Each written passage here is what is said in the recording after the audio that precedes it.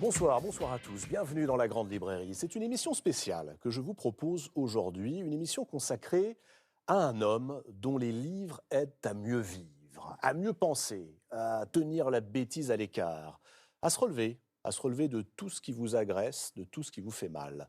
Il est philosophe, il s'intéresse à tout, Internet et les réseaux sociaux, les sciences, l'astrophysique, les romans, la poésie. Il a enseigné aux États-Unis, il est entré à l'Académie française, il a pratiqué le rugby, il a sillonné les mers, il a fait le tour du monde, il aime la nuit étoilée et la grande musique, et il publie aujourd'hui son 76e ouvrage. Bonsoir Michel Serres. Bonsoir. Ravi de vous accueillir à nouveau sur le plateau de la Grande Librairie. Vous êtes chez vous, mon cher Michel Serres. Merci beaucoup.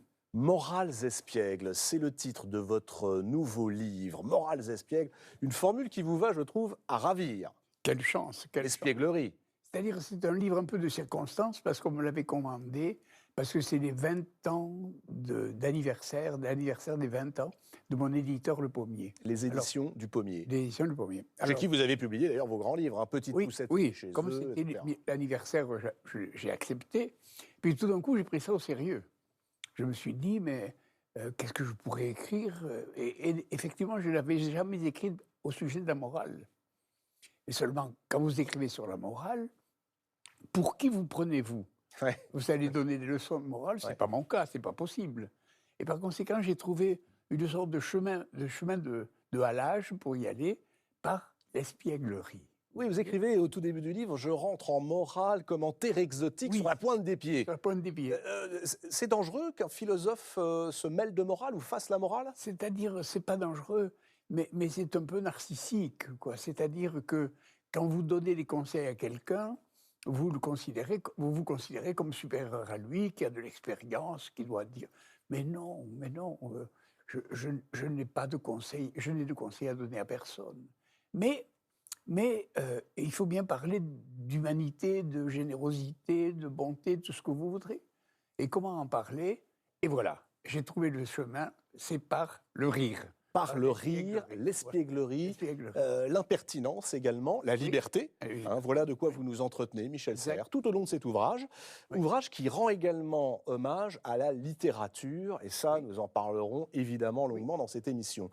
Pour tout vous dire, mon cher Michel, après avoir lu ce très court ouvrage, mais qui pose énormément de questions, j'ai eu envie de vous offrir quelques cadeaux, de vous rendre ce que vous nous offrez depuis des années. C'est-à-dire cette envie de passion, de ne jamais baisser les bras, de toujours aller du côté de la curiosité, de s'ouvrir. Et je me suis dit que les meilleurs cadeaux devaient être évidemment des surprises. Il y aura donc beaucoup de surprises tout au long de cette émission consacrée à Michel Serres. Je ne vous en dis pas davantage, Michel. Juste que vont nous rejoindre tout à l'heure sur ce plateau. La curiosité est éveillée, évidemment. Des gens que vous connaissez, qui, à mon avis, partagent avec vous, je crois, une certaine façon de voir le monde, de le regarder. Tout ce que je peux dire, en revanche, à nos amis téléspectateurs, c'est que je vais vous emmener, Michel, et vous aussi, tout à l'heure aux États-Unis. Vous y avez enseigné. Oui, très longtemps. 45 ans, 46 ans. En Californie, à Stanford. D'abord sur la côte Est, à Johns Hopkins à Baltimore, et puis ensuite à Stanford, en effet, pendant 37 ans à peu près. Et là, j'ai eu beaucoup de chance parce que j'ai connu les premiers développements de la Silicon Valley et le début des nouvelles technologies. Vous voyez. Et là, j'ai vu les premières startups se réveiller, etc. Et qui étaient les gens qui ont fait ça, etc.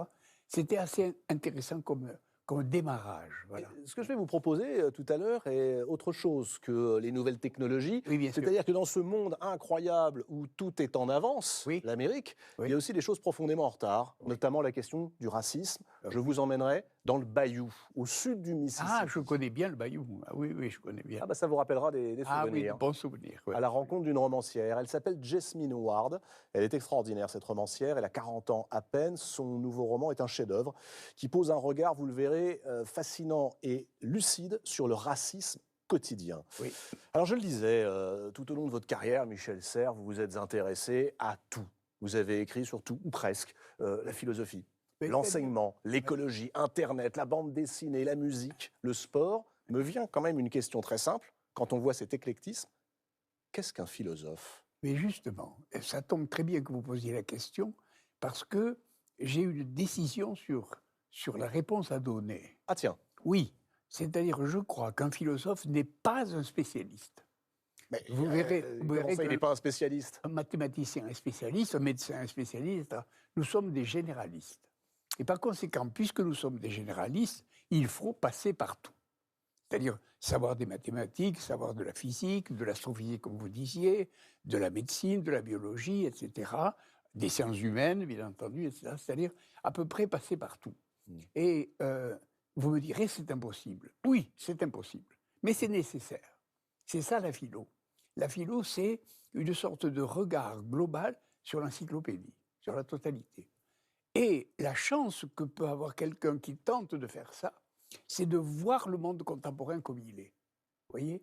C'est-à-dire que tous mes grands prédécesseurs, tous les grands prédécesseurs des philosophes qui ont tenté de faire cette sorte de dessin global ont rencontré leur temps. Vous voyez?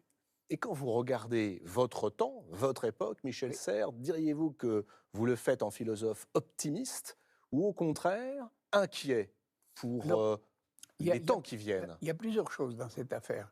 La première, c'est la prévision, en effet. C'est-à-dire, oui, j'ai été un des premiers, peut-être même le premier, à annoncer que la société deviendrait une société de communication, une production.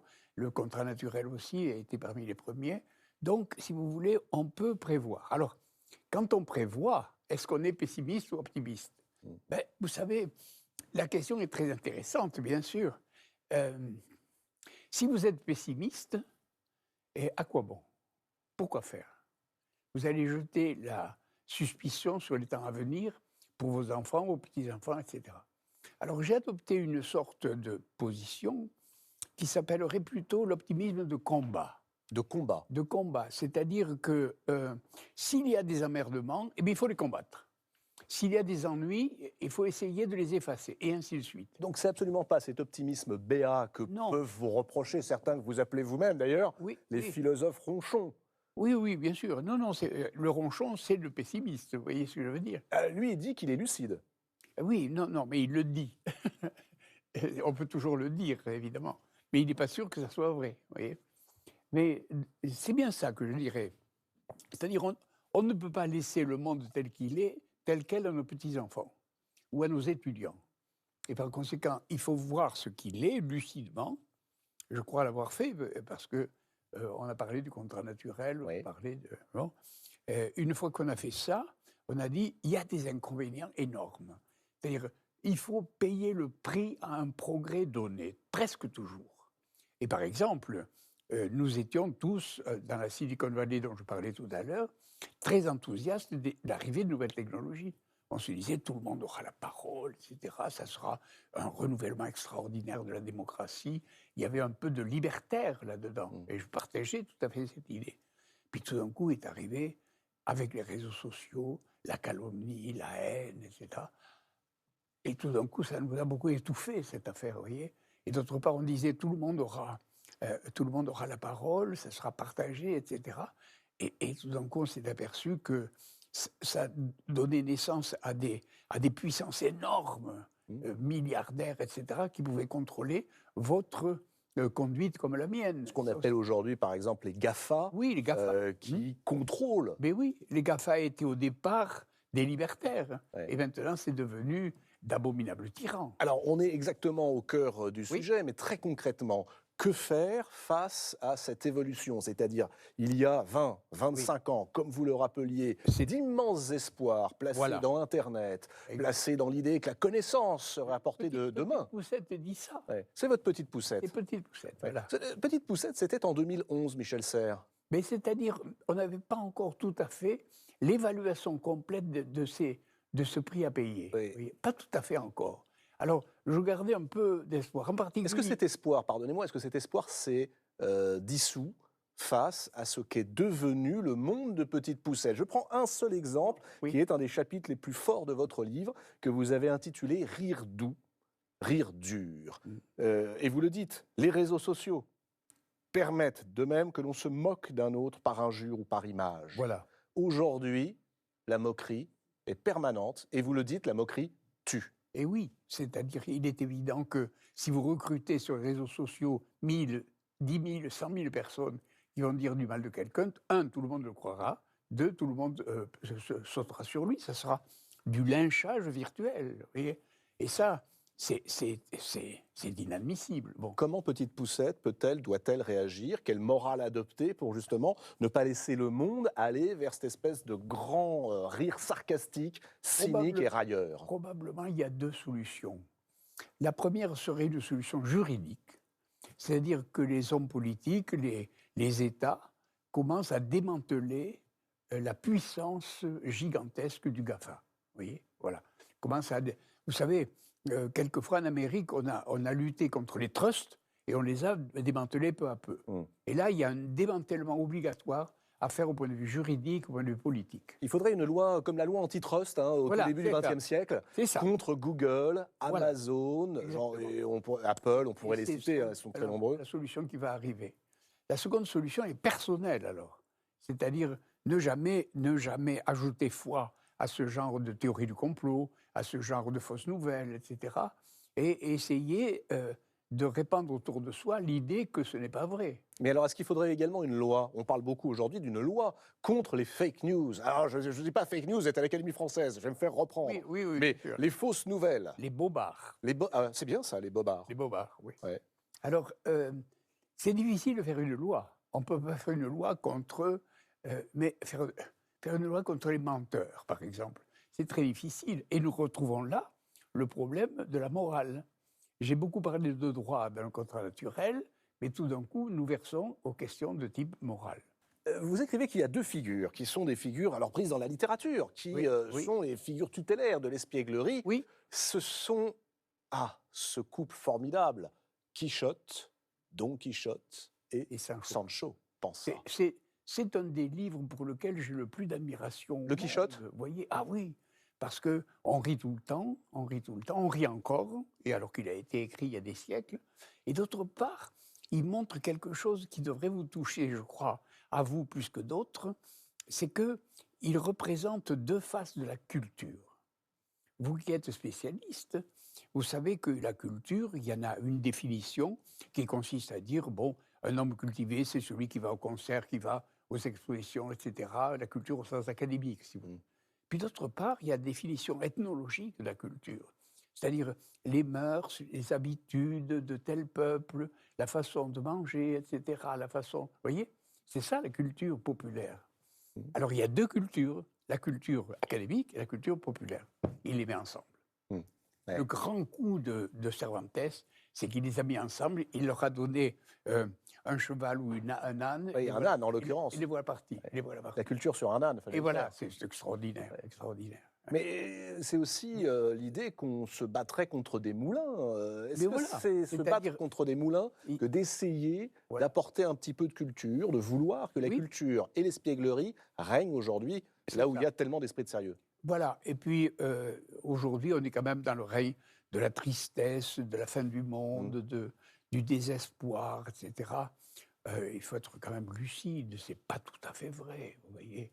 Et bon. Mais d'autre part, il faut dégager de ça une morale. Vous m'avez demandé quelle serait ma solution. Et alors, je pense à ce qui s'est passé récemment, et ma solution, c'était de dire se mettre toujours à la place de la victime. Avoir suffisamment d'humilité pour se dire « ça peut m'arriver ». Je peux être injurié dans la rue, comme quelqu'un l'a été, et par conséquent, on se met à la place de la victime. Quelqu'un d'ailleurs avec qui vous ne partagez pas grand-chose comme idée. Oui, absolument. Que vous appelez souvent grand-papa ronchon. J'aime bien, oui. On n'a pas les mêmes idées, mais après tout, on est collègues et on est amis. Vous voyez tous les jeudis à l'Académie. Ça doit être bien à l'Académie, avec d'un côté Finkielkraut et puis de l'autre Michel Serres. On ne doit pas s'ennuyer. Et non, on ne s'ennuie jamais, puisqu'il y a d'un côté Don Quichotte et de l'autre côté Sancho Panza. Ça tombe parfaitement bien. C'est Sancho Panza que d'être tout le temps à penser que c'était mieux avant, de considérer que le déclin est inexorable. D'avoir eu l'idée de mettre ça au moment, par exemple, qui c'est Don Quichotte? Il est ivre de livres. C'est-à-dire, c'est un homme qui croit que le monde entier est fait d'images illustrant ses romans. Mais pas du tout. Et il n'y a pas de réalité. Et les gens qui ronchonnent, c'est de dire « Ah, cet homme-là, à force d'être dans les médias, à force d'être dans son écran, etc., il ne va plus avoir... » Mais Mais Cervantes a eu la même idée, puisque précisément celui qui est tout le temps dans la littérature croit qu'un moulin à vent, c'est un épouvantable guerrier qui va lui faire du mal, vous voyez. Ce qui me frappe, Michel Serres, dans vos Morales espiègles, c'est qu'on y trouve un très étonnant éloge de la désobéissance. Plus exactement, d'un mot, un mot que je trouve être l'un des plus beaux mots de la langue française, chahut. C'est beau, chahut. Prononcez chahut, là, comme ça, juste pour voir. Chahut. Chahut, oui, oui. C'est-à-dire le chahut, mais rien n'est pire que la tristesse. Je crois que dès qu'on travaille, dès qu'on cherche, etc., on rentre dans le règne de la joie. Il n'y a pas de doute. C'est la joie qui règne dans ce monde-là. Qu'est-ce que la philosophie me l'a demandé? Ben, c'est la joie. Penser par soi-même, c'est la joie. Et donc, si vous voulez, le rire qui conserve la joie, ça va. Le rire qui critique et qui démolit quelqu'un, le rire de la calomnie et qui peut tuer, c'est épouvantable. Il n'y a rien de pire. Oui, rien de pire. Et le chahut, parfois, c'est aussi chahuter les professeurs. Alors, oui. Vous-même. Je le dis dans le livre, justement. À un moment, je suis le prince du chahut. Je me vante d'ailleurs comme un gascon que je suis. Mais le chapitre d'après, je dis qu'est-ce que j'ai fait? Ça va être aussi du lynchage. La limite du chahut, c'est la question aussi de l'obéissance et de la désobéissance. Vous faites l'éloge d'une certaine désobéissance. Oui. Et de manière assez étonnante, vous dites, finalement, si on ne désobéit pas, on n'invente pas. Voilà. Est-ce que la désobéissance est le moteur de l'histoire? Oui, c'est ça. C'est-à-dire que le grand inventeur, j'en ai connu certains, mais enfin, les grands inventeurs dans l'histoire, il se trouve que ma spécialité, c'est l'histoire des sciences. Eh bien, tous les grands inventeurs ont bifurqué par rapport à l'état de la science précédente. Et d'ailleurs, ils ont tellement bifurqué, tellement désobéi, si vous voulez, qu'ils n'ont pas été reconnus par le contemporain. C'est extrêmement rare qu'un inventeur soit reconnu. Donc il faudrait que nous désobéissions plus souvent. Et c'est-à-dire, celui qui désobéit très souvent peut être passé, à juste titre d'ailleurs, pour un bateleur, bien entendu. C'est pas commode, de faire la distinction. Mais celui qui désobéit très souvent, puisqu'on est dans la littérature, c'est une figure que vous aimez beaucoup, c'est Cyrano. Cyrano de Bergerac, qui désobéit à l'État, qui désobéit à la cour, qui désobéit également à la mode. Est-ce qu'il faut aller jusqu'à... Je trouve que Cyrano se vante. C'est un Gascon qui me dit ça, dites-moi. Oui. Vous êtes de Gascogne tout de même. Oui, mais... Alors, les cadets? Mais j'ai un petit nez, moi. Tandis que lui a un nez énorme. Alors, quand on voit la tirade du nez, tant de chair sur tant d'os, vous n'allez pas me faire croire qu'il fait l'éloge de son nez. Il fait l'éloge de... Ah, comment on va dire comment vous allez dire? D'un appendice un peu... Enfin, comment on va dire soufflez-moi le mot. Oui, il se vante de ça. Un peu plus bas anatomiquement. Anatomiquement, voilà. Et seulement, dans ses amours, il échoue tout le temps. Mais dites-moi, vous êtes philosophe ou psychanalyste? On visite tout. Hein, bon. Voilà. Mais si ça me fait arriver au nez de Cyrano, c'est bon signe quand même. Voilà. À quoi faut-il obéir? Je crois que j'ai trouvé une idée dans ce livre qui me paraît un peu importante à dire. Par exemple, avoir une dette. Vous avez une dette envers deux sortes de personnes. Envers quelqu'un qui vous a prêté et envers quelqu'un qui vous a donné. Le prêteur, vous lui remboursez. Mais le donateur, j'ai reçu telle et telle chose. Est-ce que je vais le lui rendre? Je prends des exemples. J'ai reçu de mes parents des choses que je ne pourrai jamais leur rendre, ils sont morts. J'ai reçu des infirmières et des médecins de l'hôpital Cochin une attention et des soins tels que je ne pourrai jamais leur rendre, ce n'est pas mon métier. J'ai reçu de mes professeurs, j'ai reçu, etc. Mais comment leur rendre? Et ça, tout d'un coup, c'est une vraie question de morale. Comment rendre à quelqu'un qui vous a donné alors que c'est un don, vous voyez? Eh bien, en le rendant à quelqu'un d'autre. C'est-à-dire qu'il ne s'agit plus de la réciprocité, mais d'autre chose. Quoi exactement? De la transitivité, vous voyez? La transitivité. Au lieu de dire « tu m'as donné et je suis obligé de te rendre », de dire « tu m'as donné, mais comme je ne peux pas te rendre étant donné l'énormité du don, je me retourne et je fais le même don à quelqu'un qui me suit. Je rendrai à mes enfants ce que mes parents m'ont donné. Je rendrai à mes étudiants ce que mes professeurs m'ont donné. etc. Je suis embêté avec les infirmières à qui donner des soins aussi attentifs et aussi affectueux que j'ai reçus des infirmières de l'hôpital Cochin. J'en profite d'être en public pour le leur dire, mais bon, c'est tout ce que je peux faire. Donc, si vous voulez...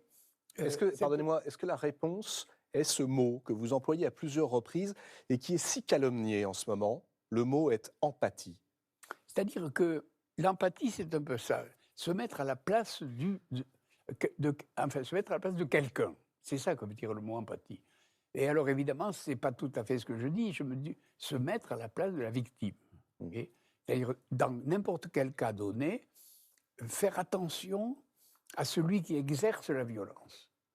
Par au fond, voilà, nous sommes dans le secret en ce moment. C'est-à-dire, qu'est-ce que c'est que la morale? Ben, c'est ne pas exercer de violence. Qu'est-ce que c'est que il n'y a qu'une seule faute, il n'y a qu'une seule catastrophe, c'est la violence. Il faut éviter à tout prix la violence, la guerre, etc. Vous savez, je suis de la génération qui a connu la guerre, qui a donc connu toutes les horreurs dont vous imaginez, et qui sont devenues pour mes successeurs de l'histoire. Mais moi, j'ai été contemporain. Et par conséquent, pour moi, dès l'âge de 14 ans ou de 9 ans, j'ai vécu la violence partout. Vous voyez, la violence.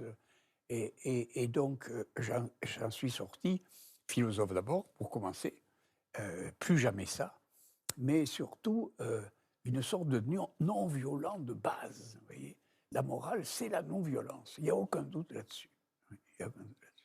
Et vous employez en même temps ce mot combat. Tout à l'heure, vous avez répondu à la question qu'est-ce que l'optimisme? L'optimisme de combat. Oui. Quand on est comme ça dans l'apologie d'une non-violence, et on a bien compris d'où elle venait chez vous, oui. Quelle est la place du combat de résistance? C'est difficile, c'est-à-dire il faudrait faire la distinction, pas toujours commode à faire, entre la personne et ce qu'elle dit, entre la personne et l'idée, entre la personne et la conduite. Il faut se battre contre la conduite et pas forcément contre la personne. Vous voyez, dis-moi de faire ça, non, je ne veux pas le faire, non pas parce que je ne t'aime pas, mais parce que ce que tu me proposes est abominable et violent. Voilà. Toujours faire la distinction avec... Je n'ai pas l'intention de te faire du mal en te désobéissant, mais j'ai l'intention... Regardez, vous parliez tout à l'heure des inventeurs. Mais les inventeurs n'ont jamais voulu faire du mal aux gens qui vont être considérés comme des vieux rejetons, forcément, après. Ouais. Mais il veut changer la conduite, il veut changer d'idée, il veut changer, comme on dit, de paradigme. Vous voyez ? Et celui-là invente. Mais il a fait le mal à personne. Est-ce que ça a été votre cas? Est-ce que vous, Michel Serres, vous avez, en pratiquant la philosophie pendant tant d'années, voulu changer de paradigme, voulu, pour le dire simplement, changer le monde un peu? Oui, la réponse est oui. Je ne voudrais pas dire oui sous les aspects de la vantardise, évidemment. Mais c'est vrai, au fond, que ce n'est pas la peine d'être philosophe si on ne veut pas inventer l'avenir. Le premier cours que j'ai fait en sortant de l'école et de l'agrégation, ça a été qu'est-ce que l'invention? Vous voyez, l'invention, ça m'intéresse beaucoup. L'idée de trouver du nouveau, trouver quelque chose qui n'a pas encore été vu, etc. Oui, c'est ça qui donne le plus de joie possible. Voilà. Et en vous lisant et en vous écoutant parler de l'invention, on se dit que ça nous concerne. Que bien sûr, on ne sera jamais, nous, lecteurs, des inventeurs. Je ne vais pas devenir philosophe et j'inventerai rien. Mais par contre, est-ce que nous pouvons, et à quelles conditions, inventer notre vie? Ou sommes-nous prisonniers d'un destin, d'un déterminisme? Qu'est-ce que je peux inventer, Michel Serres? Alors, je vais vous dire, je ne peux pas dire en général, mais je vais vous raconter une histoire. J'arrive d'un petit port de Bretagne que j'aime beaucoup, et dont je ne dirai pas le nom parce que je ne voudrais pas que les touristes y arrivent. et là, c'est pas très empathique, ça. Il y a un pharmacien, là, qui est seul au monde. Il est dans un petit village très retiré, avec une population rurale qui est en train de disparaître, etc. Bon, il est là. Et puis, il s'est pris à un moment de passion pour les oiseaux. Il était allé sur la plage, il a vu des bécassos, il a vu des goélands, etc. Et puis il a eu l'idée de se mettre en rapport avec le Muséum d'histoire naturelle pour avoir l'autorisation de les baguer. Alors il s'est mis d'accord, etc. Alors il sort le soir, hein, il en attrape 2 ou 3, il les bague, etc. Et il suit sur l'ordinateur où ils vont. Vous voyez? Mmh. Il m'a dit, mais je suis arrivé en Mongolie.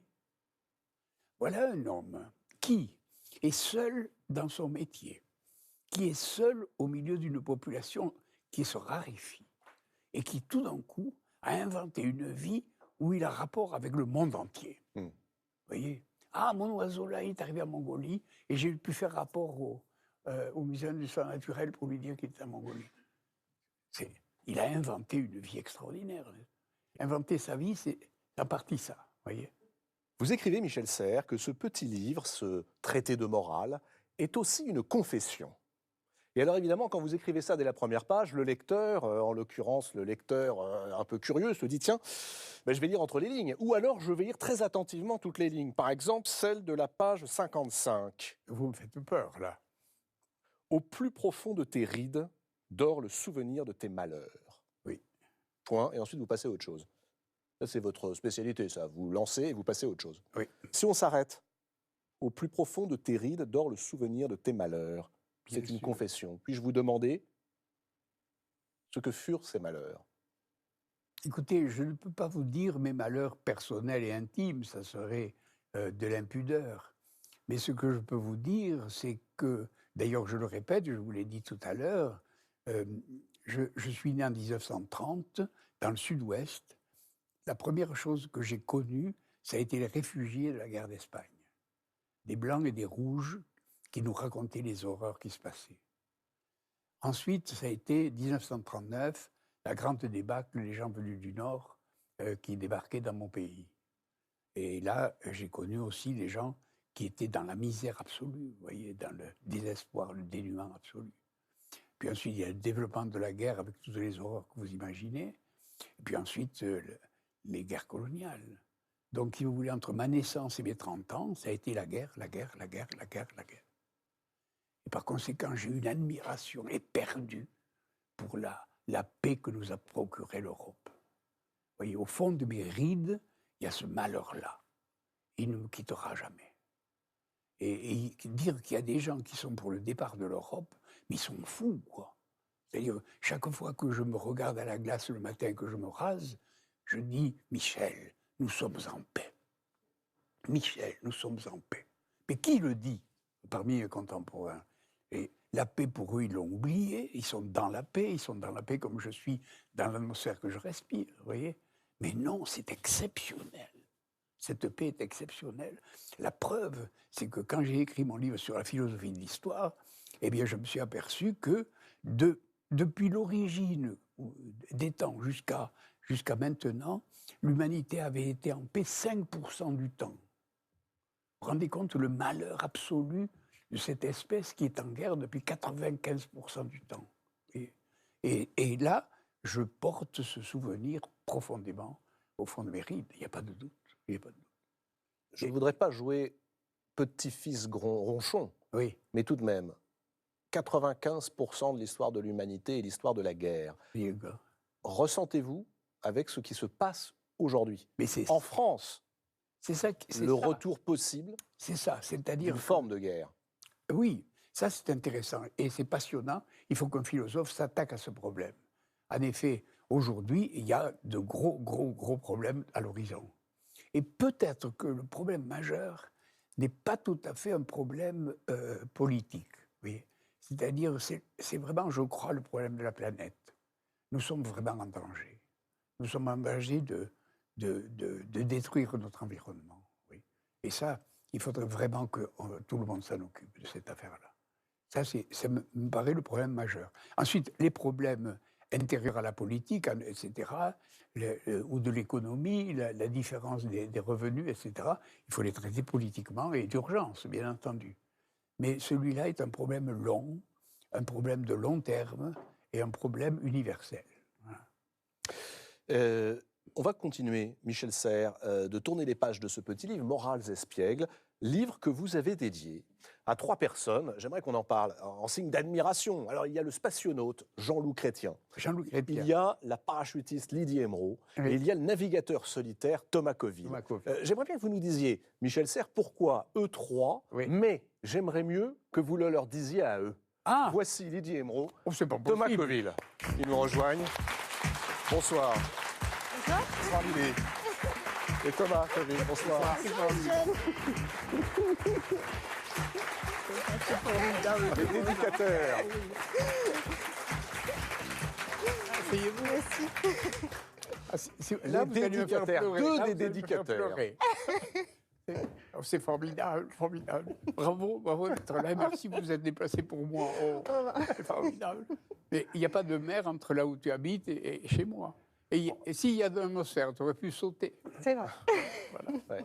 Jean-Loup Chrétien aurait adoré être là avec Thomas et Lydie. Malheureusement, il nous a dit il est aux États-Unis, quelque part entre l'espace et la Terre, et il vous salue, bien évidemment. Lui était admiré, même à l'intérieur des spationautes, parce qu'il avait fait des exploits qui méritaient l'admiration pour une raison très simple. Il y avait eu de gros pépins dont la probabilité était que c'était fini. Et avec un calme absolu, il a réparé le pépin. Et là, tous les cosmonautes depuis considèrent Thomas Chrétien comme non seulement, mais le premier d'entre eux. Oui, il n'y a pas de doute. Lydie Emeraude, vous êtes la princesse des airs, hein, telle que vous appelle Michel, championne de France de parachute freestyle.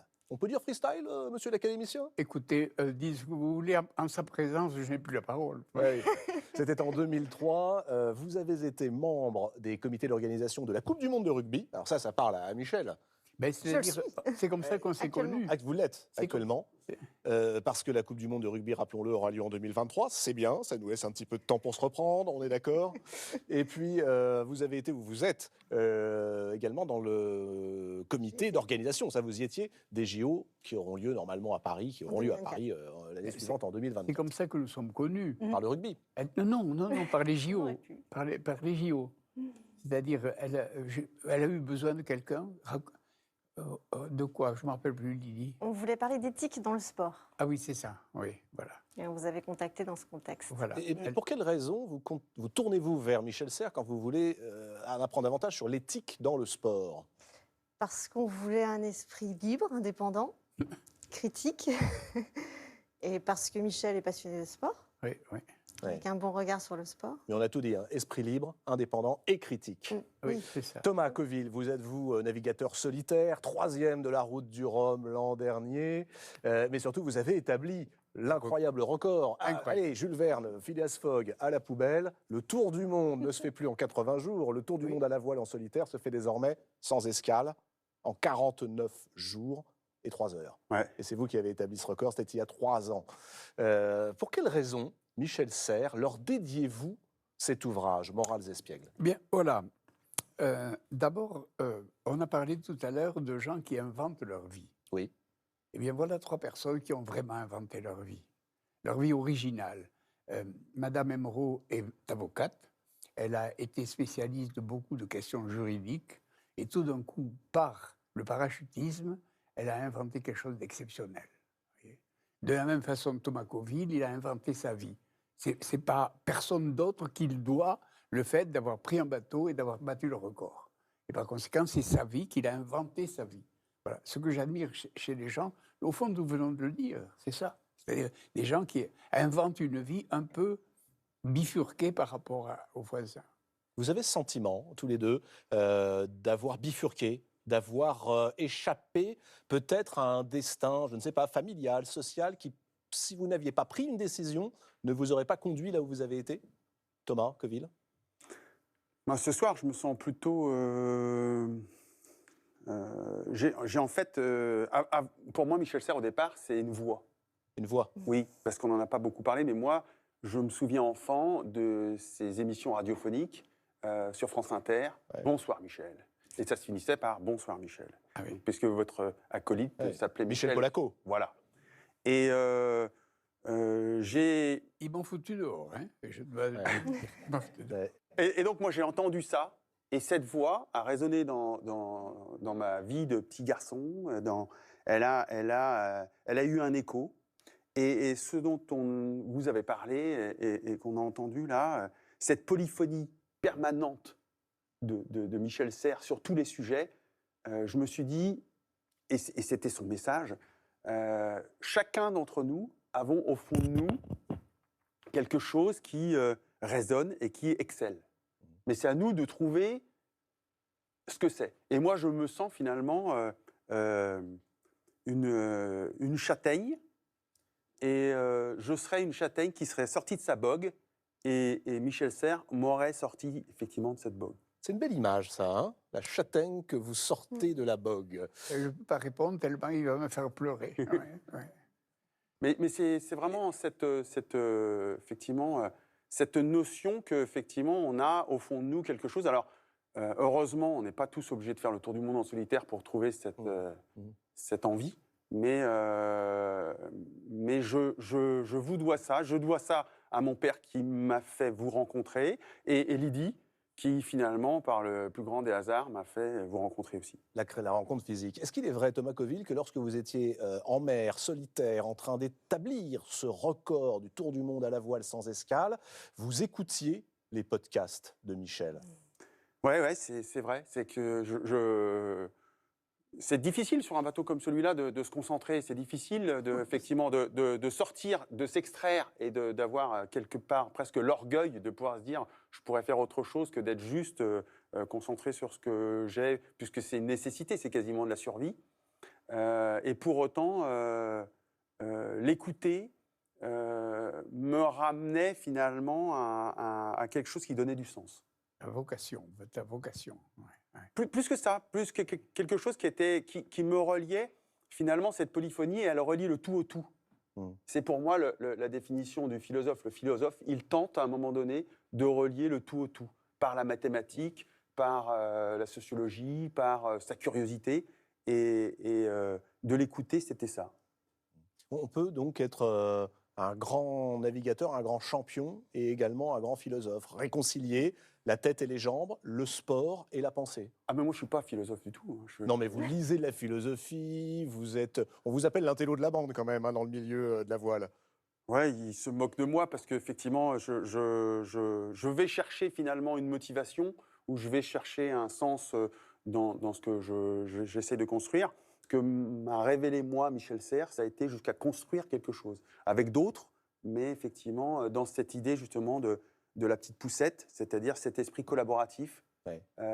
Et j'ai envie aujourd'hui de dire, oui, je suis un témoin, je suis un enfant de cette génération de Michel Serres.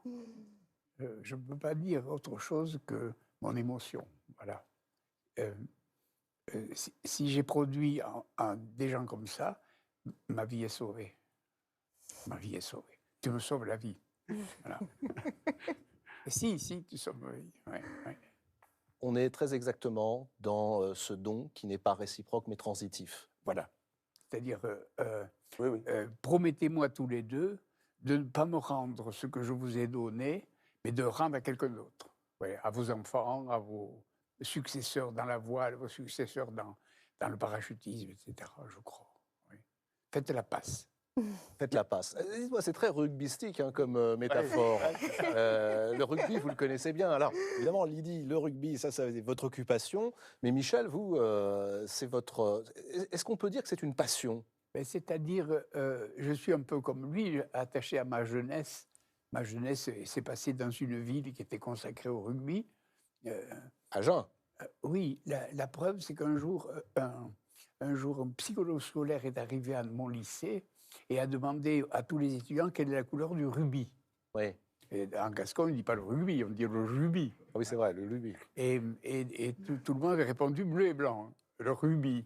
Alors la psychologue est venue me voir en me disant « mais ils sont fous !» Ouais. Voilà, c'est ça. Alors c'est drôle parce que vous racontez, vous dites, je suis né en 1930, la pire année des vins de Bordeaux et l'année des grandes crues, de la Garonne. Mais vous ne dites pas que c'est l'année où Agen était championne de France de rugby. C'est-à-dire c'est une grande année pour le champion de France de rugby, mais c'est une année où il y a eu un mort dans l'équipe d'Agen, en demi-finale. et la finale a été jouée par l'équipe avec un brassard noir. Vous voyez. Alors c'est à la fois une année de réjouissance, mais surtout une année de deuil. Lydie Emeraude, on a parlé de s'inventer une vie avec Thomas Coville sur les mers, avec également la voix de grand-papa. Mais vous faites du parachutisme freestyle. Je voudrais qu'on voit quelques images et que vous nous disiez ce qui vous passe par la tête lorsque vous faites ceci. C'est-à-dire lorsque vous sautez. Qu'est-ce qui se passe? À quoi pensez-vous? On voit le golfe du Morbihan derrière. Là, c'est un saut au plaisir. J'aime tout dans le parachutisme. Je ne sais pas si la voile, c'est pareil. Là, c'est l'aérodrome de Vannes. J'aime être dans l'avion, j'aime sauter, j'aime partager. C'est des choses... c'est assez vif et on ne peut pas parler pendant la chute. Ouais. Est-ce qu'on pense pendant la chute? Oui, je crois. À quoi? Ça dépend du saut, ça dépend à qui on est. C'est intense et court. Est-ce qu'on a peur? Non. Enfin, plus peur. maintenant, j'ai plus peur. Ouais. J'ai que du plaisir maintenant. Thomas, est-ce que vous avez peur, vous, lorsque vous êtes seul, que passe tout un tas de déchets ou alors tout simplement une grosse vague? Oh oui, non, moi je serais un mytho si je vous disais pas que de temps en temps, oui, j'ai peur. J'ai même, je pense que l'appréhension en mer sur un bateau aussi grand en solitaire autour de la planète, elle est salutaire. J'essaye plus de la chasser d'ailleurs. J'en ai fait plus une complice, une alliée. Je crois que Thomas a raison, mais il n'a pas seulement raison pour un navigateur solitaire. C'est-à-dire que dans un bateau, même quand on est 40, si vous n'avez pas peur de la mer, rien ne marche. La vraie motivation, c'est se tirer de la merde. Il n'y a pas de doute, quoi. D'ailleurs, on n'obéit pas au pacha, on obéit à la mer. C'est ça que je veux dire. On revient à la question de l'obéissance. Vous écrivez d'ailleurs, il y a une morale que l'on tire de la mer. C'est pas anecdotique, c'est un peu comme jouer au rugby. On ne fait pas que s'amuser. Il y a de la pensée dans le rugby, comme il y a de la pensée dans la mer. Peut-être aussi comme il peut y avoir une vraie pensée de se jeter, du saut dans le vide que l'on fait. On se jette dans le vide tout de même. Vous écrivez, Michel Serres. On saute dans le vide, mais c'est ça que j'admire chez Lydie. C'est-à-dire, elle trouve du plaisir là où je n'aurais qu'une trouille intense, vous voyez? Et elle trouve là du plaisir. Mais en même temps, vous-même, vous faites l'apologie, l'éloge de ça. Il faut sauter dans le vide. Vous l'écrivez à longueur de page, à longueur de livre. Quittons nos peurs, osons. On peut toujours l'écrire, ça, sauter dans le vide. C'est une belle image. Mais entre ça et le faire, il y a quand même la distance de l'admiration que je vois à Lydie. Ça, c'est certain. Elle fait des choses que je ne ferai jamais. Mais alors, dites-moi, vous avez fait des choses qu'ils font. Vous avez joué au rugby. Oui. Vous avez été sur des bateaux, souvent. Mais vous avez même fait le tour du monde. Lui, pas comme lui. Oui, mais est-ce que vous avez sauté dans le vide? Non, jamais de la vie. Jamais de la vie. Jamais de la vie. J'ai sauté en hauteur, oui, quand j'étais jeune. Vous écrivez, Michel Serres, la mer efface le problème du mal, dans lequel les terriens pataugent avec délice, parce que sur le plancher des vaches, ils ne courent pas de risque majeur. Au contraire, la première faute, même le moindre mensonge, met l'esquif et son équipage en danger. Oui, nous le disions tout à l'heure à propos de la peur, mais il est évident que dans un bateau où il y a 20 000 personnes, où il y a 20 personnes ou 40, s'ils commencent à se battre entre eux, c'est le naufrage annoncé, il n'y a pas de doute. Par conséquent, il n'y a pas de violence dans un bateau, il ne faut pas qu'il y en ait, et c'est pour ça qu'on est hors du problème du mal. Il n'y a pas de doute. Naviguer, vous quitterez le problème du mal. Voilà. Mais... le problème du mal, vous ne l'abordez pas vraiment, mais vous abordez un autre problème, Thomas Coville, dans ce petit livre, paru aux éditions des Équateurs, il y a quelques mois, avec Jacques Gamblin, l'acteur, le comédien, excellent comédien Jacques Gamblin. Alors ça avait été un spectacle de théâtre, je parle à un homme qui ne tient pas en place. Celui qui ne tient pas en place, c'est vous. C'est un livre très étonnant. Vous l'avez lu, Michel Serres. C'est une correspondance entre Gamblin et Thomas Coville. Alors, Jacques Gamblin vous déclare sa flamme, son admiration. Vous ne répondez pas. C'est en 2014. Vous ne répondez pas.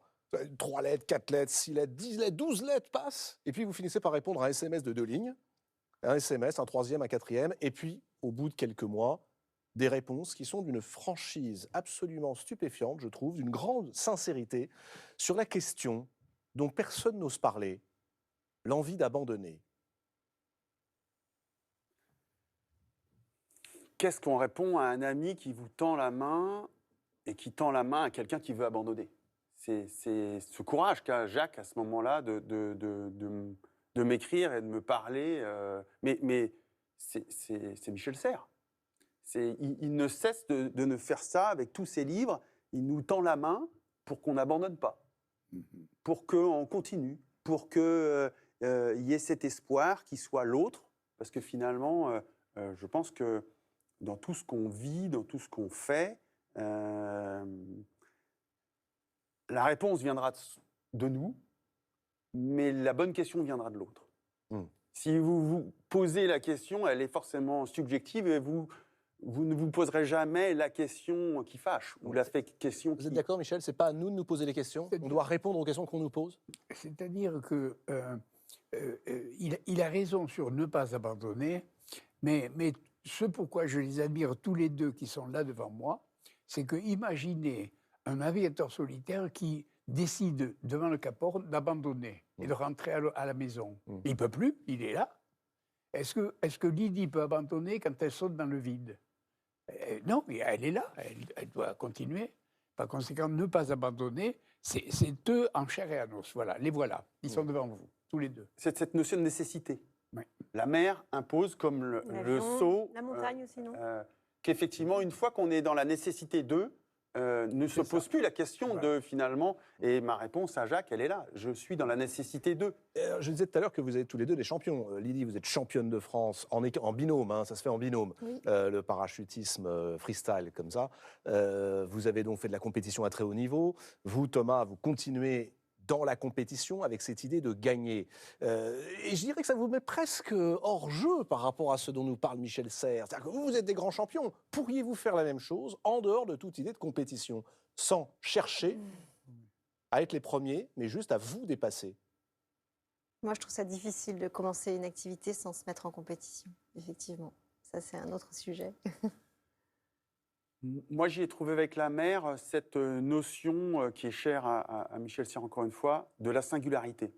En fait, dans l'athlète, dans la notion de gagner ou la notion de battre un record, 49 jours, 3 heures, qui a été depuis rebattu par François Gabard, quand vous battez un record, quand Renaud Lavinelli bat un record, à un moment donné, vous vous sentez dans votre chair, dans votre corps, singulier et unique.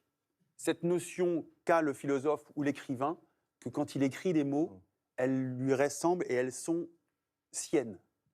Et pour moi, la victoire, elle a plus une connotation de la singularité que de seulement gagner contre un adversaire. Un adversaire est plutôt quelqu'un d'ailleurs qui m'aide à trouver cette singularité. Ouais. C'est l'école du rugby, hein. Oui. C'est l'adversaire qui fait aussi le match et le gagner est peut-être moins important. Il y a quelque chose qu'il a dit, mais en secret seulement. Le vrai adversaire, d'une certaine manière, c'est pas l'autre, c'est pas celui qui sera second, qui battra pas le record. Ouais. Le vrai adversaire, c'est la mer. Ouais. Et oui. Le vrai... Vous n'avez pas l'air d'accord, Thomas? Ouais, ou soi. Ou soi-même devant la mer. Ouais, c'est ni l'air, ni le vide, ni la mer. Non, mais il y a une phrase dans le livre de Thomas, je parle pas à ta place là, mais que je trouve très belle, qui dit « Protège-toi de ton courage ». C'est en fait protège-toi de ton courage. Oui, Jean-Luc Nélias, qui est mon routeur à ce moment-là. Et il y a un champ de glace qui est devant nous, donc d'y aller serait quasi suicidaire. Et il dit, mais tu choisiras, c'est toi qui choisis après la route qu'on fait et qu'on va mettre en œuvre. Et Jean-Luc a cette phrase magnifique, effectivement, de « protège-toi contre ton courage ». Parce que je pense qu'effectivement, à un moment donné, son plus grand adversaire, et là c'est très philosophique, c'est soi-même. Alors, je parle à un homme qui ne tient pas en place, c'est aux éditions des Équateurs, Jacques Gamblin et Thomas Coville. Et alors, en les lisant simultanément, parce que du coup, je reprenais votre livre, en disant, tiens, si Thomas pouvait venir, ce serait formidable, ça ferait tellement plaisir à Michel Serres. Je tombe quand même sur la clé Michel Serres. Ah oui, la clé de 50 ans d'écriture sur Tintin et sur Hergé. Je croyais que vous aviez tout dit, et en fait, non. Je viens de découvrir qu'en fait, c'est pas Tintin que vous aimez. Mais pas du tout. Il y en a un que vous placez plus haut, me semble-t-il. Une page magnifique sur lui, c'est le capitaine Haddock. Ah mais oui. Est-ce que ce capitaine Haddock, que nous découvrons profondément humain, trop humain peut-être. Oui, oui. Il jure sans cesse, il invente des jurons, certains sont racistes d'ailleurs, il boit comme un trou, il est en permanence fâché contre le monde entier, Oui. il incarne presque les passions tristes. Oui. Est-ce que ce capitaine Haddock n'est pas pour vous plus intéressant que Tintin lui-même, en réalité, Michel Serres, vous l'amoureux de la mer? C'est pas le capitaine Haddock dont je fais l'éloge, c'est d'une page d'Hergé sur le capitaine Haddock où il se bat. Vous savez, il lit les mémoires de son ancêtre. Vous vous Le rappelez chevalier ça François de Haddock. François de Haddock qui a lui fait des choses extraordinaires, qui s'est battu contre les corsaires, qui a mis le feu à leur bateau. Tu te rappelles de ça? Ouais. Bon. Et alors il est tout à fait excité par ça. Alors évidemment, il prend un vieux sabre qui traîne chez lui et il se met à tailler à travers les pelochons. Vous voyez, c'est pas du tout contre les adversaires, c'est contre les pelochons. Ouais. Et il se met sur une table qui bascule et tout d'un coup, sa tête passe à travers le portrait de son ancêtre. Alors, c'est à la fois la vantardise et le secret. C'est pas le secret de Michel Serres, c'est le secret du comique. C'est le secret du comique. C'est-à-dire faire la comparaison entre celui qui est un dur, un vrai dur, et celui qui est comme mou. Vous voyez? Et le mou qui fait le dur. Oui, ça va, quoi. Ça va. Et ça, c'est Oui, c'est quand même ça qui est formidable. La connaissance, le gai savoir de Michel Serres. On parle de connaissance, de morale, on parle de philosophie, on parle de littérature, mais aussi de sport, de se lancer dans le vide, de ne pas abandonner, de faire attention à son courage, et même de Tintin et du capitaine Haddock. Allez, on va prendre le large, si vous le voulez bien, grâce au livre et à la littérature. Cette littérature que vous aimez tant, mon cher Michel. Je vous emmène aux États-Unis, où vous enseignâtes donc à l'université de Stanford, à la rencontre, si vous le voulez bien, d'une de vos anciennes élèves. Bon. Alors, en réalité, je ne suis pas certain qu'elle ait suivi vos cours de philo. Mais en revanche, elle est passée par Stanford et elle a beaucoup de mérite. À quelle année? Eh bien, c'était il y a très peu de temps, je pense 5 ou 6 ans. Elle s'appelle Jesmyn Ward. Et aujourd'hui, elle est, Michel Serres, la seule femme à avoir reçu à 2 reprises le National Book Award, c'est-à-dire l'équivalent américain du prix Goncourt. Elle a 41 ans seulement. Elle est née dans une petite ville du fin fond du Mississippi, dans un ghetto noir dont elle raconte le quotidien dans ses romans. Romans qui sont, croyez-moi, d'une puissance et d'une beauté à couper le souffle. Son nouveau livre, roman, s'intitule Le Chant des Revenants. Il vient de sortir en France aux éditions Belfond et c'est un livre coup de poing. L'histoire du racisme ordinaire, des injustices flagrantes, de la misère matérielle, portée par une écriture d'une poésie bouleversante. Jesmyn Ward croise dans ce livre l'histoire d'une famille noire, aujourd'hui, avec une histoire de fantômes, dans des décors qui rappellent à la fois Faulkner et les crimes de la ségrégation. C'est un livre que j'ai adoré. Et j'ai évidemment voulu en savoir un peu plus sur son auteur. Quand on aime, qu'est-ce qu'on fait? On fait la seule chose qui compte aux yeux de Michel Serres, on fout le camp. On prend le large, cap sur le bayou du Mississippi, sur le golfe du Mexique, dans la petite ville de Delisle, qui est le théâtre de ce roman que vous aussi, vous allez, croyez-moi, adorer. Ça s'appelle Le Chant des Revenants, Jesmyn Ward, la nouvelle coqueluche de la littérature anglo-saxonne.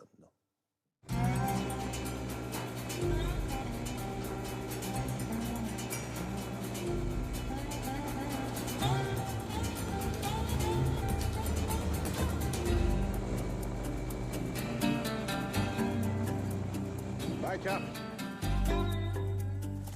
Hello, Jesmyn. Bonjour Jesmyn, comment allez-vous? Bonjour, ça va? Et vous? Où sommes-nous exactement? Delisle, Mississippi. C'est d'ici que je viens, ainsi que ma famille. Nous vivons ici depuis 4 générations. Et comme son nom l'indique, cette région a été colonisée par les Français. Peut-on dire que nous sommes en fait à Bois-Sauvage, l'endroit où se déroulent tous vos romans?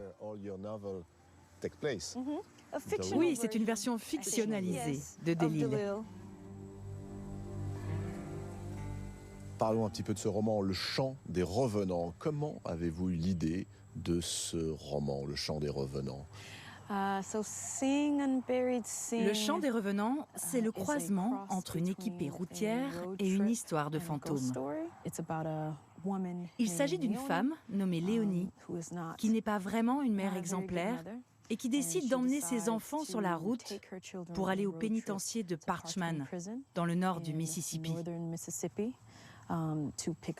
Leur but, c'est d'aller chercher leur père, qui vient d'être libéré de la prison de Parchman. Et en chemin, le livre devient une histoire de fantômes. Car au fur et à mesure que les personnages progressent vers le nord, ils font aussi un voyage dans le temps. Comment avez-vous eu l'idée de fusionner une histoire de fantômes d'un côté avec l'histoire de la vie réelle, la vie quotidienne des Noirs, ici, dans le Sud? Quand j'ai commencé à écrire l'histoire, j'ai mené des recherches sur la prison, l'histoire du pénitencier de Parchman. C'est le grand pénitencier de l'État du Mississippi. Et dans les années 20, les années 30, 40 et même 50, c'était une plantation, c'était une exploitation agricole. Et les gens qui y étaient enfermés étaient à 90% des hommes noirs.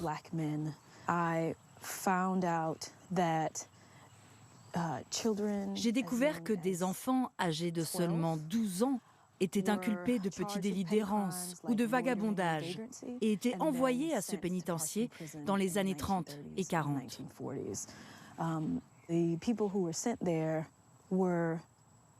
Les gens enfermés là-bas étaient à nouveau réduits en esclavage. Ils étaient forcés de travailler de l'aube jusqu'après la tombée de la nuit, dans les champs. Ils étaient battus, fouettés pour des infractions. S'ils tentaient de s'échapper, ils étaient pourchassés par d'autres détenus, armés de fusils, qui avaient été choisis comme gardiens. La règle était la suivante. Si quelqu'un tentait de s'échapper et qu'un détenu gardien le traquait et le tuait, le détenu gardien était libéré.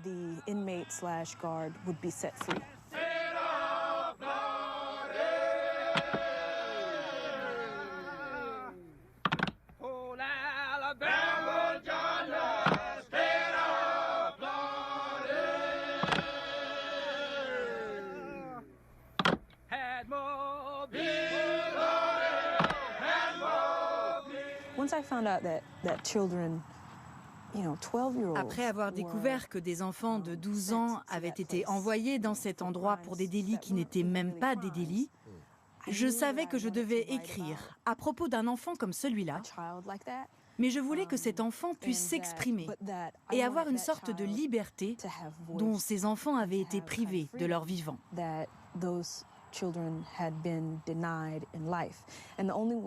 Et le seul moyen pour pouvoir écrire sur un enfant comme ça et lui donner ce pouvoir et cette liberté était de faire de cet enfant de 12 ans un fantôme. Et c'est là que j'ai réalisé que j'étais en train d'écrire une histoire de fantôme. Depuis des années, je voulais introduire un élément un peu magique dans mon écriture. Mais je ne le faisais pas parce que je savais qu'il me fallait construire une vie après la mort qui soit cohérente, avec sa logique, qui semble réelle, présente. Et je ne savais pas si j'étais capable de le faire. Je ne l'ai pas fait au premier jet, mais j'y suis revenue. Et je crois que je l'ai remanié une douzaine de fois. Et c'est ainsi que j'ai découvert qu'il me fallait écrire une histoire de fantôme.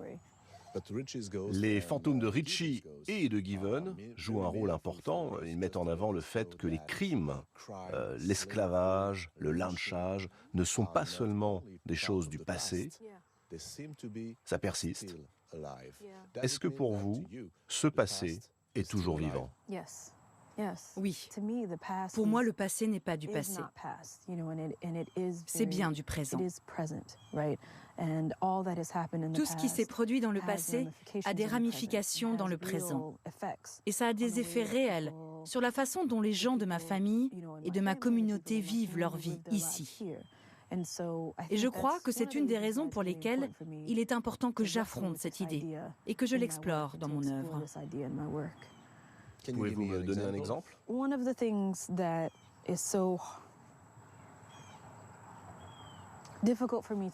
Une des choses les plus difficiles à vivre pour moi, les plus déchirantes, est le fait que depuis le tout début, dans ce pays, les personnes d'origine africaine ont été perçues comme inférieures. Leur vie avait moins de valeur. Depuis l'esclavage, nous étions considérés comme du bétail. On était élevés, on était vendus. Nous n'étions pas perçus comme des êtres humains. Nos vies avaient peu de valeur. Dans ma propre vie, spécifiquement ici dans le Mississippi, je l'ai vécu avec mon propre frère quand il est mort.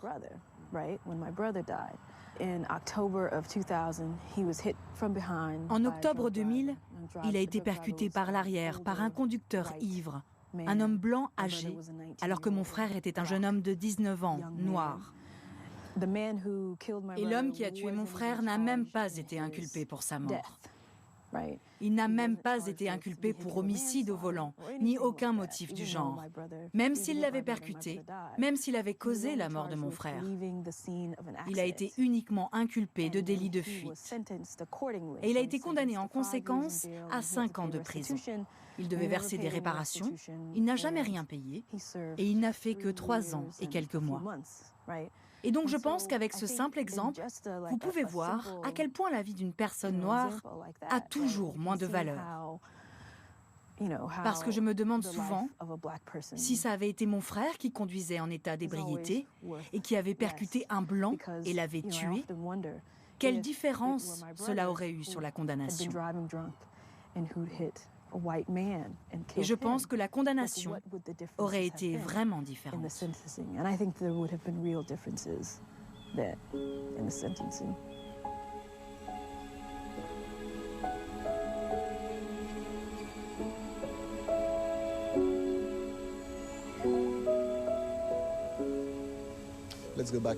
Revenons à votre roman et parlons de Léonie, votre héroïne. Comment la décririez-vous? Parce qu'elle est particulière, elle néglige ses enfants, elle est attirée par la drogue. À quoi veut-elle échapper? Est-ce qu'elle est consciente du peu de valeur de sa vie, du racisme autour d'elle, de tous les autres problèmes auxquels elle doit faire face? Michael's father and so on. Yeah, she is. She's aware of, the fact that she lives in Elle a est racist consciente de vivre dans une culture raciste. Elle sait que sa vie n'a aucune valeur. Elle sait également que, suivant les canons de la beauté, elle n'est pas considérée comme belle par la culture dominante. Quand les gens la regardent, ils ne voient pas la beauté. Et elle sait qu'elle vit aussi dans une culture sexiste. Elle est au courant de tout ça, mais elle ne peut pas prendre en compte toutes les choses affreuses qui sont présentes dans cette culture dominante et qui l'affectent. Elle est dans l'évitement. Elle cherche une voie pour s'échapper.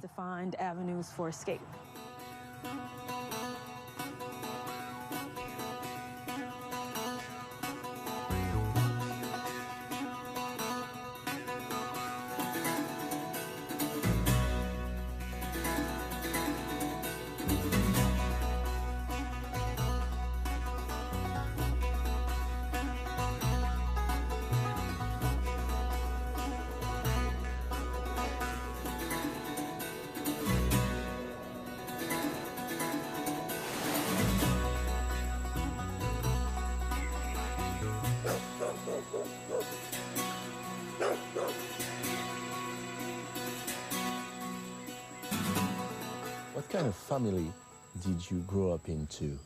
I have a very large J'ai une très grande famille.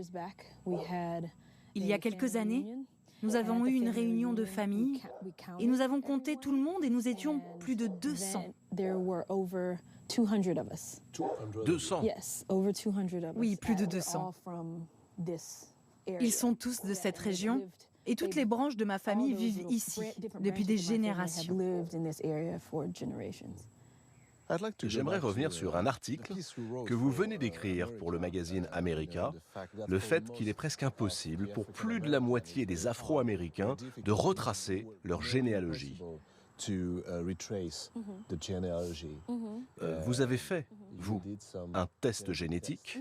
Qu'avez-vous appris avec ce test génétique?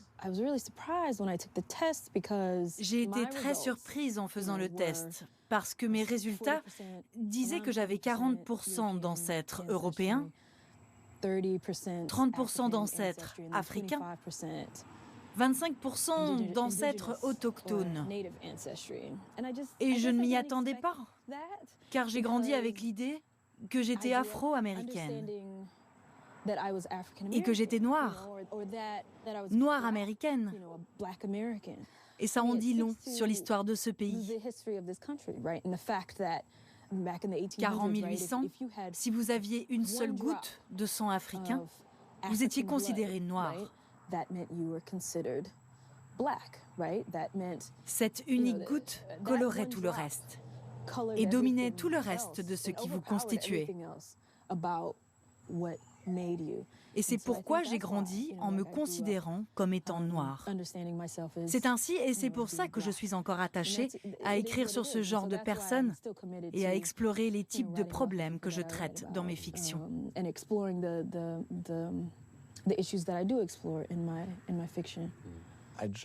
Je me souviens d'une citation de James Baldwin, le grand écrivain noir, qui disait « L'histoire de la race est aussi l'histoire de l'Amérique ».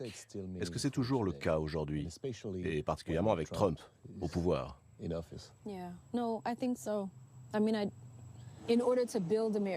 Oui, je pense que oui. Pour construire l'Amérique, pour qu'elle soit unie, ils ont dû construire ces mythes. Mais je pense qu'en construisant ces mythes, ils ont beaucoup réécrit l'histoire. Et par exemple, au Texas, il y a des manuels scolaires que certains districts ont adoptés et dans lesquels les esclaves sont appelés des travailleurs invités. Quoi? Des travailleurs invités? Oui, les esclaves. Pour parler des esclaves. Donc, ils essaient de réécrire l'histoire. Ce n'était pas vraiment de l'esclavage, c'était quelque chose d'autre. Ce n'était pas aussi horrible que vous le pensez, c'était autre chose. Et donc il faut avoir pleinement conscience de la façon dont les gens au pouvoir ont manipulé l'idée de race pour obtenir le résultat qu'ils voulaient. Est-ce que les 2 mandats de Barack Obama ont changé quelque chose à la question raciale, au problème du racisme? J'ai été très surprise. La nuit de son élection, j'étais abasourdie. J'étais folle de joie. Je pleurais, je n'arrêtais pas de pleurer. Et je pense que ça a permis aux gens de mieux comprendre ce qu'ils pouvaient être, de ce que des gens comme eux pouvaient devenir. Mais une partie de ce que nous voyons avec l'ascension de Trump et de ses partisans est une réaction au fait que Barack Obama ait été élu président des États-Unis. Comment percevez-vous l'Amérique aujourd'hui? Est-ce que vous pensez qu'il peut y avoir une réaction, comme vous dites, mais peut-être dans l'autre sens? J'espère que ce sera le cas, parce que je pense que c'est une période sombre pour l'Amérique. On a l'impression que notre démocratie est menacée. Mais mon espoir est qu'il y aura une réaction à la réaction et qu'on sortira de tout ça, qu'on se battra pour sortir de ça et que nos institutions démocratiques seront plus fortes qu'avant. Southern trees bear strange fruit, blood on the leaves and blood at the root, black bodies swinging in the southern breeze, strange fruit hanging from the... Le chant des revenants de Jesmyn Ward, traduit de l'anglais par Charles Recourcé, c'est aux éditions Belfond. Sans doute l'un des plus grands livres sur ce qu'est aujourd'hui la condition noire aux États-Unis. C'est très rare qu'une jeune romancière écrive sur la période contemporaine. Vous l'avez lu, ce livre, Michel Serres, vous connaissez très très bien, évidemment, la société américaine. Est-ce que cela vous surprend, ce que l'on vient d'entendre? Pas du tout, parce que, en effet, ça dépend des États. Le Mississippi est un État du Sud, du Grand Sud, où le racisme n'a pas bougé, ou à peu près, vous voyez. Ça touche encore beaucoup les États-Unis. Et j'ai beaucoup été ému par ce qu'elle a dit sur l'élection d'Obama. J'étais là-bas et j'ai pleuré autant qu'elle, parce que c'était tellement peu probable. Vous voyez. Mais ce que je voudrais donc dire là, à ce propos, c'est que nous, les Français, nous ne sommes pas sans péché à cet égard. Il ne faut même pas oublier que la traite des Noirs s'est passée par Nantes, s'est passée par Saint-Malo, s'est passée par Bordeaux, etc. Et qu'il faudrait visiter, quand on est Français, le port de Nantes, où le maire a décidé de mettre des plaques avec les bateaux qui sont partis de là, avec tant d'esclaves, tant d'esclaves, tant d'esclaves. Là, il faut se souvenir de ça, que nous avons trempé dans cette abominable affaire. Il n'y a pas de doute. Oui.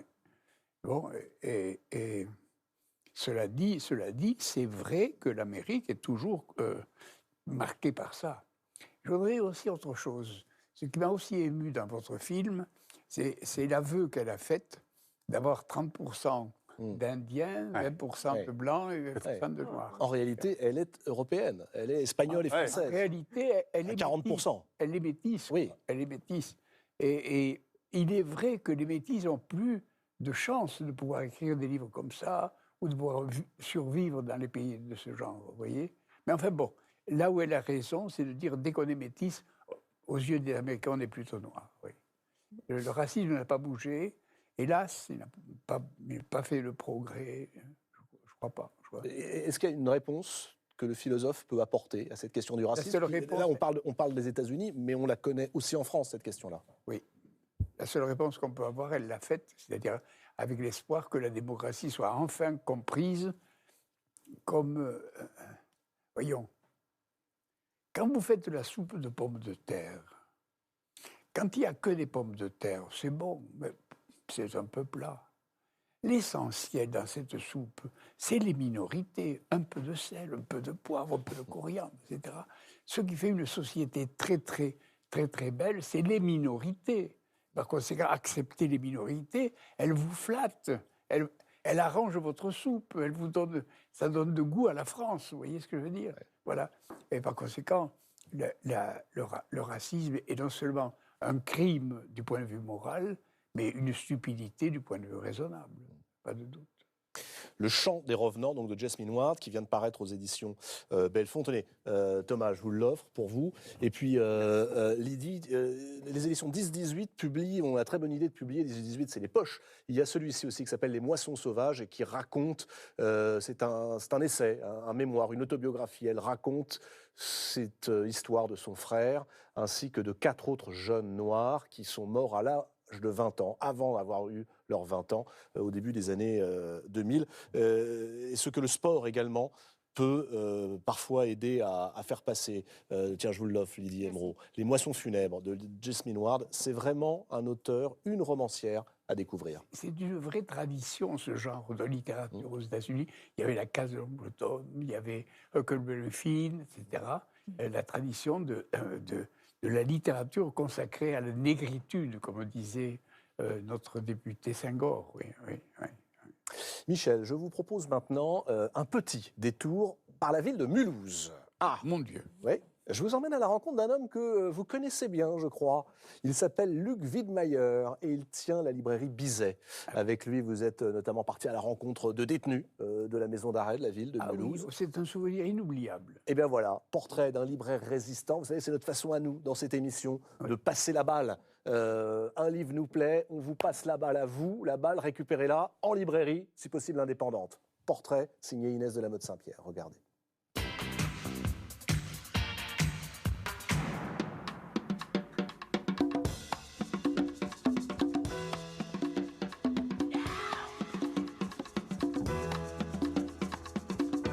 Je suis un petit maillon de cette incroyable chaîne de résistance que constituent tous les libraires ensemble, tous les éditeurs, tous les gens qui travaillent pour la promotion du livre et de la lecture. Il y a cette conscience en moi d'être au service de quelque chose qui me dépasse très largement, qui me survivra, qui était là bien avant moi et qui sera là bien après, parce que le livre, c'est la vie et c'est la mémoire. Le pouvoir des mots, c'est magnifique. Il permet de penser, de divaguer, de formuler, de reformuler, d'embellir, d'enlaidir à loisir d'ailleurs.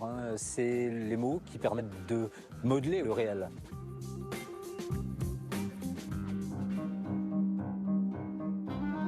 Le conte des contes de Giambattista Basile. C'est merveilleusement décapant, c'est très très drôle, c'est renversant, c'est souvent vulgaire. Je me souviens m'être réveillé la nuit pour rire. C'est une phrase que j'aurais aimé entendre par Flaubert gueuler dans son gueuloir. C'était à Mégara, faubourg de Carthage, dans les jardins d'Hamilcar. C'est une phrase absolument merveilleuse parce qu'elle est d'une violence incroyable, d'une dureté de roc et pourtant d'une suavité sans précédent. C'est La Terre qui penche de Carole Martinez. C'est une écriture qui se déverse, qui coule avec un naturel extraordinaire. C'est une forme de pureté. C'est un feu d'artifice, c'est magique. En fait, c'est une écriture enchanteresse.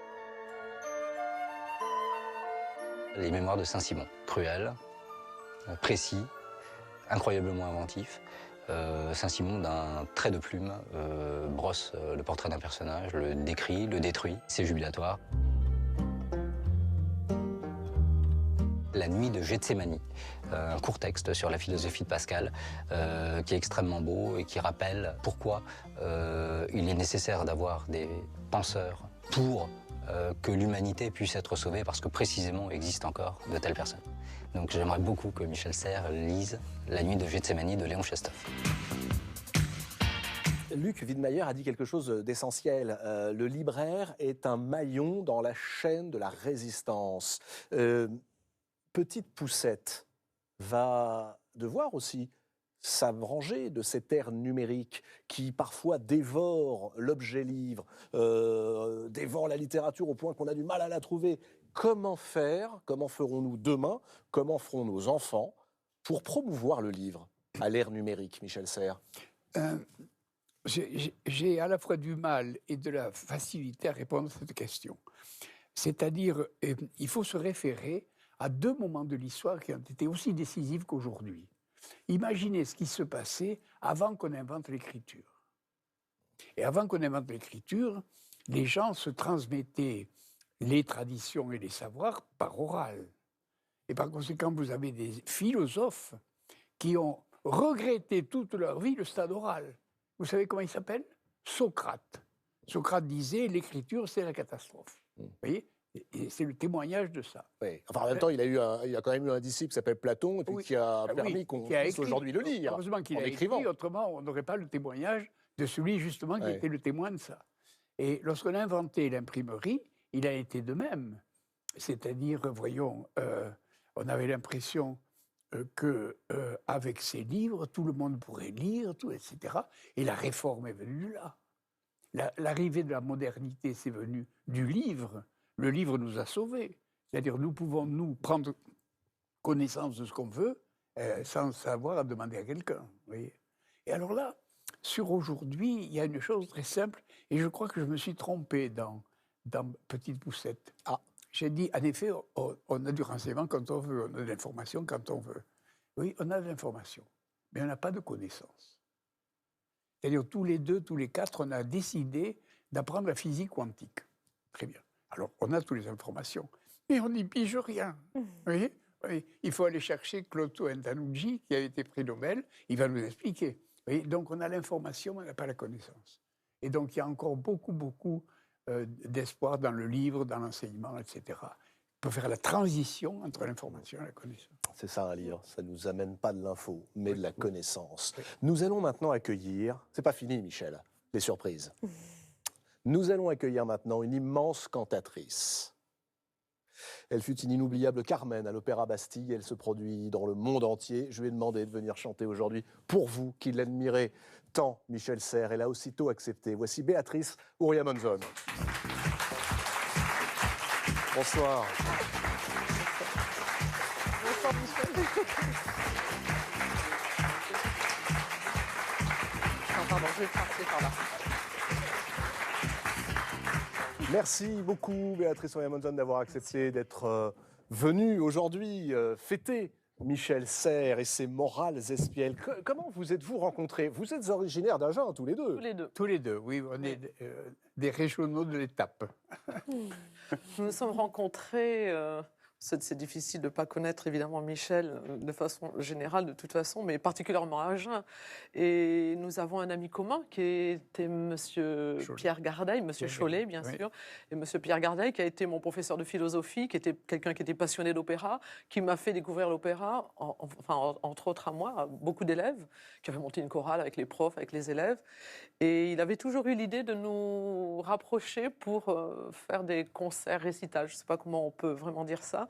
Ça ne s'est pas fait de son vivant, mais son fils nous a invités à son festival de musique, des Nuits musicales en Armagnac. Et il nous a réunis, et ma foi, nous avons eu un petit succès qui nous a permis de... Oui, c'est-à-dire je lisais des textes et elle chantait. Vous chantiez des airs pris chez Berlioz, Massenet, Fauré, c'est ça? Oui, Ravel également. J'ai essayé d'adapter, si je peux dire, le programme, mes choix au texte de Michel. Des choix de musique sur l'amour, sur la mort, sur... Dieu sait que dans l'opéra, ces thèmes sont présents. Alors, on le disait, et ça a été rappelé par Lydie, par Thomas Coville également, vous avez, Michel Serres, écrit surtout, considéré que tout était nécessaire pour fixer le cap sur l'immense mer de l'existence. Vous avez consacré un livre à la musique, que vous avez évidemment dédié à Béatrice. Ce livre, Musique, en quoi la musique nous aide-t-elle, nous fait-elle, nous accompagne-t-elle? Pourquoi la musique est-elle l'accompagnement philosophique? Oh, c'est très simple. La musique est une langue universelle. Quand je vais au Japon, j'ai besoin de traducteur. Quand je vais en Inde, j'ai besoin d'une traductrice. Mais elle, quand elle voyage, elle a besoin de personne. Elle chante et puis voilà, tout le monde comprend. Vous voyez? Et alors, quand même, on s'aperçoit très vite que la musique est en dessous du langage. C'est elle qui permet le langage. Et elle permet le langage parce qu'elle a tous les sens. Et moi, quand je parle, je n'ai qu'un sens. Et encore, c'est déjà bien beau si je le trouve. Vous voyez? Tandis que la musique a tous les sens. Elle a c'est une sorte de plaque profonde de ce qui est en superficie. Et par conséquent, la musique est...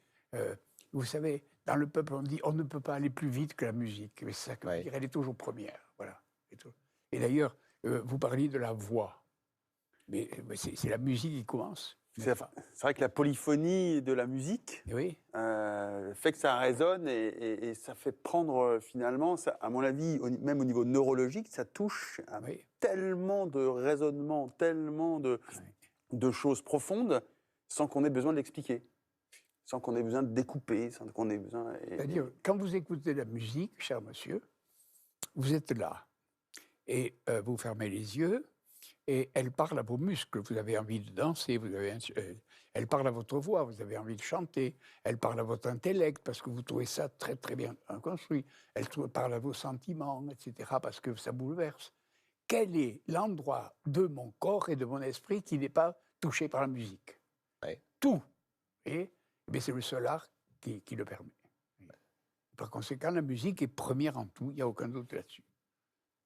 Béatrice Oyamonzon, est-ce que vous ressentez tout ce que Michel vient de nous expliquer quand vous chantez? C'est votre métier, vous êtes... Oui.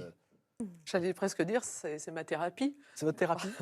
Oui, je pense que quelque part, ça a été pour moi à un âge que j'évoquais tout à l'heure avec M. Gardet, où j'avais 18 ans, je venais d'avoir mon bac, je ne savais pas vers quoi m'orienter. Et c'est vrai que la musique a été pour moi une réponse à ce que j'avais dans la tête, dans ce corps peut-être encore maladroit à ce jeune âge. Et la musique a été une réponse qui a permis de mettre mon esprit et mon corps en relation. Le chant, c'est une vibration. Je crois que le monde est une vibration. Et je me suis connectée. Ça m'a permis de me connecter au monde. Donc pour moi, c'est évidemment ma raison d'être. Ça m'a donné une raison de vivre, vraiment. Je ne le dis pas comme ça, comme une phrase toute faite. Ça a été vraiment une raison. Ça m'a presque sauvée, j'allais dire. Et... c'est quelque chose pour moi de très profond, de chanter, c'est pas juste...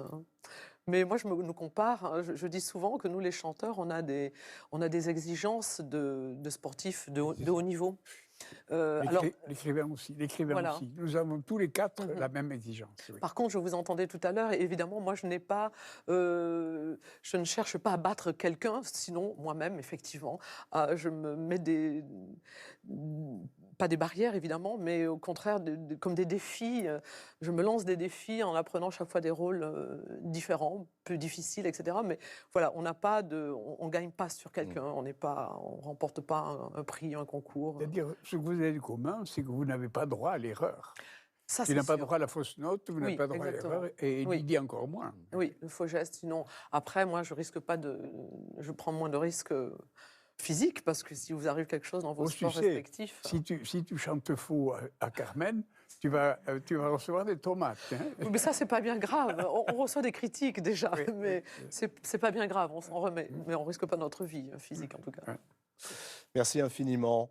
On a bien compris et on le rappelle, un petit peu de chahut pour commencer, beaucoup de désobéissance pour continuer, le retour à l'obéissance, obéir aux éléments, à la nature, à soi-même, pour ne pas tricher, dit Michel Serres. Et puis, avec tout cela, l'espièglerie. Voilà. Et tout ça vous fait peut-être une morale pour aujourd'hui et demain, avec un grand credo, foutre le camp, aller voir ailleurs, se jeter dans le vide, affronter les éléments, et puis chanter. Tiens, pour terminer cette émission, Béatrice Oria-Monzon, si nous chantions, si vous chantiez, peut-être au bord de l'eau, de Gabriel Fauré. Oui, c'était le premier chant, la première mélodie que je chantais lors de nos récitals. Voilà, puisque tu commençais avec la Garonne, j'ai continué avec le bord de l'eau. Le temps que vous vous installiez au piano, où Antoine Paloc nous a rejoint, bonsoir.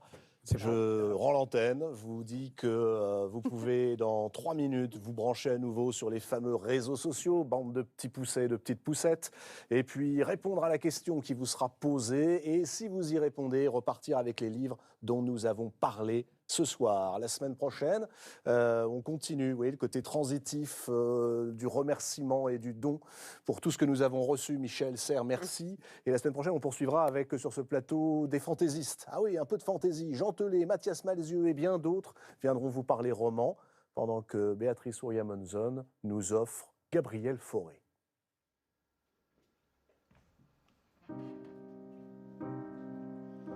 S'asseoir tout deux au bord du flot qui passe,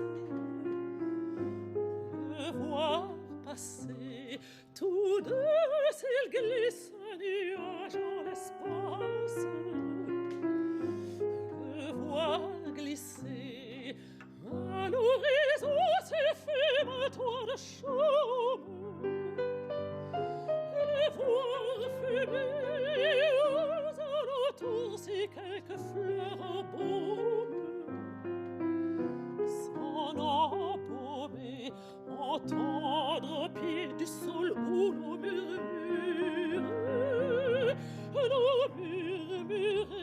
ne pas sentir tant que ce rêve dure, le temps durer, mais l'important de passer au profonde.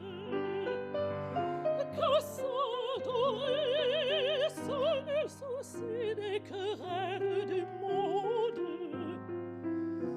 les ignorer, et seuls tous deux devant tout ce qui lasse, sans se lasser, sentir l'amour devant tout ce qui passe, ne point passer.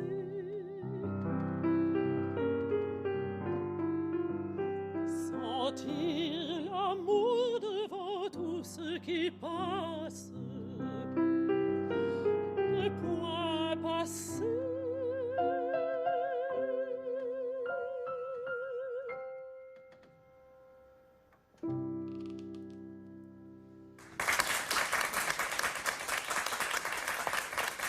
Bravo.